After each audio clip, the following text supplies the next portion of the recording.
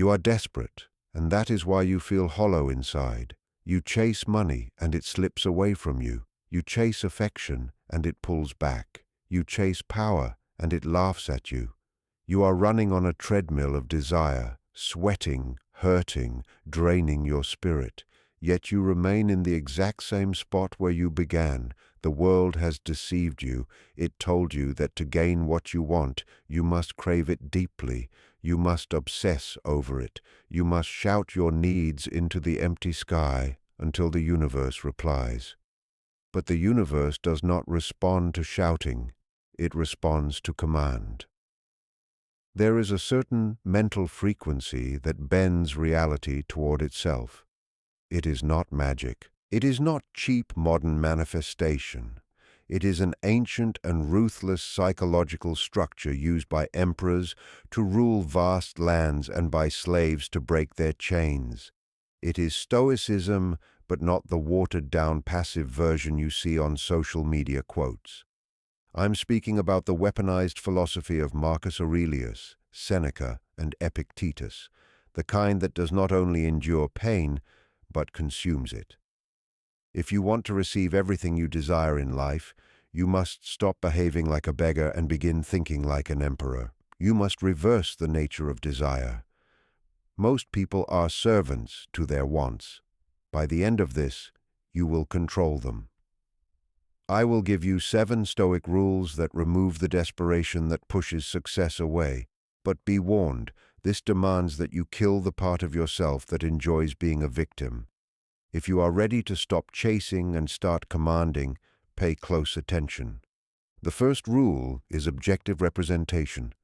Marcus Aurelius ruled the greatest empire on earth. He had access to every pleasure, every vice, every luxury known to mankind. He could have drowned in indulgence, yet he remained one of the most disciplined men in Rome. How? He used a psychological method called objective representation. When he looked at the purple royal robes, the symbol of status that men murdered for, he did not see glory. He told himself, "This is only sheep's wool dyed with shellfish blood." When he looked at a rich feast, he did not see art. He said, "This is the dead body of a pig. This is the flesh of a bird." When he looked at sex, he stripped away fantasy and described it as simple friction and a brief physical reaction.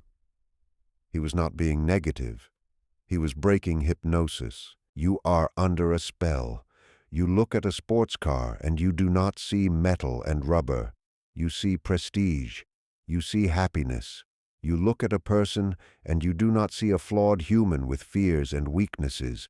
You see salvation. You see perfection. This is why you fail to obtain what you want. You have placed your desire on a pedestal so high you cannot reach it. You have glorified it until it frightens you. When you glorify something, you hand it power. You become beneath it, and power never flows downward to the desperate. To gain what you want, you must first destroy the glamour, remove the social paint. Do you want money? Stop seeing it as freedom. It is paper and digital numbers. It is a tool, nothing more. Do you want that person? Stop treating them like a god. They wake up with bad breath. They have small fears. They have doubts. This method is harsh. It feels cold, but it is necessary. When you remove false value placed by society, you return to balance. You stop vibrating with the energy of "I need this." You shift to the energy of "I see this clearly." And here is the strange paradox. The moment you stop worshiping something, it becomes reachable. The one who idolizes the deal ruins the negotiation. They are too eager. They laugh too much. They accept too fast. The one who sees it as simple exchange holds the frame. They are ready to walk away. And because they can walk away, the world pursues them. Practice this today. Look at the thing you believe you cannot live without. Describe it in dull, physical, biological terms. Break it into materials. Kill the fantasy. Kill the excitement. When you see reality without decoration, you stop fearing it. And when fear leaves, you can conquer. The second rule is the archer's paradox. There is a Stoic idea explaining why you feel anxiety and fail under pressure. Imagine an archer on a battlefield. He has his bow and arrow. He pulls the string back. He adjusts his stance. He considers the wind. He releases. Once the arrow leaves his fingers, is it under his control? No. Wind may push it. The enemy may move. The arrow may break. If his happiness depends on hitting the target, he becomes a slave to the wind. He trembles before he shoots. But if his goal is not hitting the target, but executing the perfect shot, he becomes untouchable. This is the dichotomy of control. You suffer because you attach your identity to results. I want the promotion. I want approval. I want the video to explode. None of that is in your control.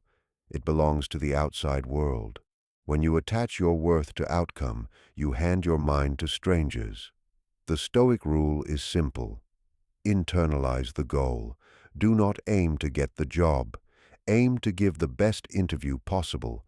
Do not aim to be loved. Aim to be worthy of love. The shift is small but powerful. When you focus on stance, breath, release, you act with precision. You succeed the moment you act correctly. Whether the world rewards you becomes secondary. And the strange truth is that the person focused only on execution hits the mark more often. Why? Because they are not distracted by fear. Desperation has a scent. People feel it. But when you show up doing your duty, acting with excellence for its own sake, you become magnetic. Epictetus said, "Demand not that events happen as you wish, but wish that they happen as they do, and you will move smoothly." This is not weakness. It is strategy. Stop fighting results. Pour all energy into action. Ask yourself, are you obsessed with the arrow or the target? If you obsess over the target, you are fragile. Bring your eyes back to the bowstring. Perfect the draw. Release cleanly. Where it lands is not your concern. This makes you powerful. A person who only cares about performing well cannot be intimidated. The third rule is the alchemical fire, Amor Fati, the love of fate. Weak people are crushed by obstacles. Strong people survive them. The Stoic feeds on them. Marcus Aurelius described the mind as a blazing fire. Throw a small stick into a weak flame and it dies. Throw a heavy log into a raging fire and it burns higher. Amor Fati means not just accepting fate, but loving it. To receive what you want, understand that pain is fuel. You will face rejection, betrayal, loss, illness. The average person cries, "Why me?" The Stoic says, "Good fuel." A competitor steals your idea. The victim complains. The Stoic innovates. A partner leaves. The victim collapses. The Stoic rebuilds stronger. When you adopt this mindset, you become frightening to those who oppose you. How do you defeat someone who grows stronger when attacked? Ignore him. He sharpens focus. Attack him. He sharpens skill. Destroy him. He builds fireproof foundations. Stop labeling events good or bad. They are raw materials. You are the alchemist. Turn suffering into strength. Every complaint is admission of weakness. Burn the log. The obstacle is not blocking the way. The obstacle is the path. Practice this with small annoyances. The red traffic light, say good. Practice patience. The internet fails, say good. Practice thinking. Train with small discomforts so that when large tragedy arrives, and it will, you are not crushed. You burn brighter. The fourth rule is the premeditation of difficulty. Anxiety comes from lack of preparation. You fear the future because you expect kindness. Hope without preparation is poison. The Stoic prepares. Seneca advised holding exile, war, and torture before your eyes. This is Premeditatio Malorum, imagining possible misfortune. Each morning, picture the deal collapsing. Picture the car failing. Picture betrayal. This is not negativity. It is armor. When you walk mentally through worst cases, you remove their sting. Fear grows in the unknown. Ask yourself, what if I lose my job? Then answer calmly, I will adapt, I will learn, I will survive. Visualize loss so clearly that when difficulty comes, you greet it like an old acquaintance. Preparation destroys panic. When you rehearse adversity in your mind, you stop being surprised by reality. And a man who cannot be surprised cannot be shaken. The Stoic gives a clear answer to that question. If I lose my job, I will reduce my spending. I will contact my network. I will finally begin that consulting project I have been afraid to try. I will survive. Once you have stared the monster in the face and understood that you can survive it, the fear disappears. And when fear disappears, you can move with a level of courage that frozen people cannot understand. Think about the negotiation table. Who wins? The person who is scared of hearing no, or the person who has already imagined walking away and feels completely fine with it? By imagining the loss, you make yourself resistant to the threat of loss. You become the person who can take the big shot. You can take the risk because you have already accepted the fall. Most people move through life walking carefully, afraid of breaking something. The Stoic steps firmly because he knows that even if the floor cracks, he knows how to land. But there is another layer to this rule, and many people miss it. It is not only about preparing for disaster, it is about preparing for human nature. Marcus Aurelius wrote to himself, "Today I will meet interference, ingratitude, arrogance, disloyalty, bad intentions, and selfishness." He did not say, "I hope everyone treats me kindly today." He understood that humans are imperfect. He knew he would deal with fools, with liars, with people full of ego. If you enter the world expecting people to be fair, you will feel angry every single day. You will be drained by frustration. But if you expect betrayal, if you expect foolish behavior, you are not shaken when it happens. You simply nod. Ah, there is the arrogance I expected.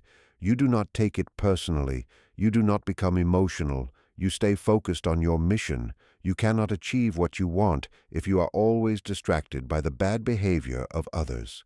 Stop being shocked that a scorpion stings. It is a scorpion. Stop being shocked that a liar lies. That is what they do. Think ahead about their behavior. Disarm them with your awareness. When you are no longer surprised by the darkness in the world, you can move through it with your eyes open. Rule 5 is the discipline of time. Memento Mori. Seneca wrote an essay called On the Shortness of Life. His conclusion was simple. Life is not short. We waste it. You act as if you have a deal with death. You act as if you will live forever. You delay things. You hold on to grudges. You argue about useless topics online. You worry about what strangers think of you. You are spending time you do not actually own. This rule is the most uncomfortable one. Remember, you will die. This is not just a phrase for a tattoo. It is a call to action right now. You could leave life at any moment. Let that idea guide what you do, say, and think. If you knew with total certainty that you would die next Tuesday, would you still care about that embarrassing thing you said 5 years ago? Would you care about the opinion of someone who does not matter? Would you hesitate to ask for the sale? No. You would be sharp. You would be direct. You would grab life firmly and demand what belongs to you. The reason you do not get what you want is that you believe you have more time. I will start the business next year. I will get fit after the holidays. I will tell her how I feel when the moment feels perfect. The moment is never perfect. Time is quietly slipping away. Death is the ultimate clarifier. It removes the noise. When you keep death close in your thoughts, when you feel its cold breath near you, you stop accepting average results. You stop doing things that bore you. You stop spending time with people who drain your energy. You are filled with urgency, and urgency attracts success. People follow the man who moves with intention. Opportunities come to the woman who does not hesitate. We are all dying. Some of us are simply closer to the end than others. Do not be the person who reaches their final day filled with regret and unrealized potential. I could have. I should have. Those are the saddest words in any language. Use death as your guide. When fear appears, ask death, does this fear really matter? Death will answer, no, only action matters. Live like you are on borrowed time, because you are. Rule 6 is the view from above, the higher perspective. You are trapped inside a maze. You run through the pathways of daily life. Your commute, your emails, your small arguments, your bank balance. You stress over small details because from where you stand, the walls seem 100 feet tall. You believe your problems are enormous. You think that awkward silence in a meeting was a disaster. You think a rejection message was an explosion. This is spiritual nearsightedness. It makes you fragile. It makes you reactive. When you are zoomed in too close, everything feels bigger than it is. A small insult feels like a declaration of war. A minor loss feels like total ruin. To get what you want, you must step back from the maze. You must rise above it. Marcus Aurelius practiced this. He would close his eyes and imagine rising out of his body. He would see himself sitting in his tent. Then he would zoom out to see the Roman camp, then the battlefield, then the borders of the empire, then the curve of the earth itself. From that height, what did he see? He saw armies fighting like ants over crumbs. He saw borders men died for as imaginary lines in the dirt. He saw the great crises of his era as brief flashes in endless time. When you adopt this higher perspective, your anxiety fades. Why? Because you understand how small you are. This may hurt your ego. That is the point. Your ego is often the source of your pain.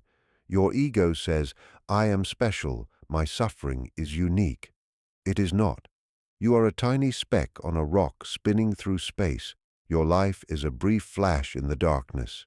When you truly understand this, a strange strength enters you. If nothing lasts forever, then you are free. You are free to take risks because failure is small in the bigger picture. You are free to speak honestly because other people's judgment is just noise from other tiny specks. You are free to chase your vision, not because it is guaranteed, but because you might as well play fully while you are alive. Have you ever met someone truly powerful? A CEO, a general, a master of their craft. They are calm. They are steady. They do not panic when the waiter spills wine. They do not lose control when the market drops. Why? Because they see the decade, not the day. When you operate from a wider perspective, you become the most stable person in the room. People are drawn to stability. In a world filled with anxious and short-sighted minds, the person who sees the horizon stands out. When negotiating, do not treat one deal as life or death. Step back. It is one deal in a lifetime of deals. When arguing with your partner, do not treat the argument as the end. Step back. It is one moment in a long relationship. This wider view gives you leverage. The person who needs the outcome least usually controls the situation, and the person with the widest view rarely needs one single outcome because they see many possible paths. Practice this every day. When you feel tightness in your chest, when you feel trapped in the maze, close your eyes, rise up, look down at yourself, look at your city, look at your continent, see your problem clearly. It is a grain of sand. Then move forward calmly. Rule 7 is the inner citadel, the fortress of the mind. This final rule protects all the others. You think you are safe because of your house. You think your savings protect you. You think your reputation shields you. You are mistaken. A storm can destroy your home. An economic crisis can erase your savings. A rumor can damage your reputation. If your safety depends on things that can be taken, then you are never truly safe. You are only fortunate for now, and fortune changes. The Stoic builds a fortress that cannot be broken. Marcus Aurelius called it the Inner Citadel. This is the core of your mind fully under your control. It is the place where you decide what events mean. You cannot control everything that happens. You can only control how you judge it. Someone insults you. That is the event. You feel hurt. That is your judgment. The event is neutral. Words reach your ears. The judgment is your interpretation. You chose to see those words as an attack on your value. The inner citadel means catching that judgment before it spreads. It means saying, "This happened, but I refuse to label it as bad." Imagine your mind as a castle. Most people leave the gate open. Anyone can walk in. The news walks in and creates fear. Social media walks in and creates envy. A boss walks in and creates stress. They are controlled by whoever enters. They are occupied. The Stoic raises the drawbridge. He stands at the gate. He questions every thought that tries to enter. You say this is a disaster. Show me proof. Is it truly a disaster or just a change in direction? You say this is insulting. Does this opinion actually change my character? No. Then it is only sound. Entry denied. When you build this inner fortress, you become difficult to break, not because you cannot be hit, but because you cannot be crushed inside. You can face prison like Boethius, or hardship like many others, and still remain free in your mind. You can lose wealth and still feel rich in spirit. You can stand in chaos and remain calm. How does this help you achieve your goals? It makes you unstoppable. Most people stop when they feel hurt. They stop when discouraged. They stop when life becomes unfair. If you have an inner citadel, you continue. External pressure cannot destroy internal resolve. You become powerful in a quiet way. Others sense this strength. They recognize when someone cannot be manipulated. They know guilt will not work. They know pressure will not work. And because they cannot control you, they often choose to respect you. Strength respects strength. When you have an inner fortress, you do not need outside approval. You approve of yourself. And the moment you stop chasing validation is often the moment it comes naturally. You now have the 7 rules. See things clearly without illusion. Focus on effort, not only results. Turn obstacles into fuel. Imagine the worst to remove fear. Remember death to create urgency. Rise above to calm anxiety. Guard your mind like a fortress. But knowing these ideas is not enough. Philosophy is not decoration. It is training. You do not understand Stoicism until you use it when your hands shake. You do not understand it until you use it when you are on the bathroom floor in tears. It is a muscle, and right now that muscle may be weak. You have trained yourself for years to react, to complain, to feel like a victim. You must reverse that training. It will not feel easy. At first, when you remove fantasy from your desires, you may feel empty. You may wonder, if I do not obsess over this, do I even want it? Yes. You will want it in a healthier way. You will want it without desperate attachment. When you first imagine the worst outcome, fear may rise. You will want to avoid it. Do not turn away. Look at the monster until it shrinks. This is not the path for everyone. Many want quick shortcuts. They want secret tricks to gain wealth without effort. The Stoic understands something deeper. The work is the shortcut. Discipline creates freedom. When you finally gain what you desire, money, recognition, relationships, you may discover a strange truth. Those things are pleasant, but they are not the true reward. The real reward is who you became while earning them. The real reward is the strength of your mind. The real reward is looking at yourself and seeing a leader, not a slave to emotions. But there is a warning. If you truly apply these principles, you will change, and change can cost you relationships. Some friends connect through complaining, some enjoy playing the victim, some live for drama. They may dislike the new version of you. They may call you cold, they may say you have changed, as if growth is an insult.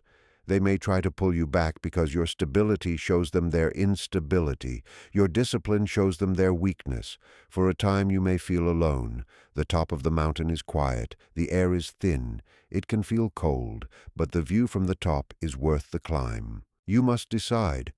Do you want the comfort of the crowd, gathered together in fear and excuses, or do you want the solitude of strength? You cannot fully have both. To gain everything you truly want, you must be willing to release what you only thought you needed.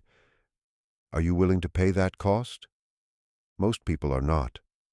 But if you are still here, still reading, maybe you are different. Maybe you are ready to stop bleeding and begin building. The empire of your mind is waiting. The gates are open. Step forward.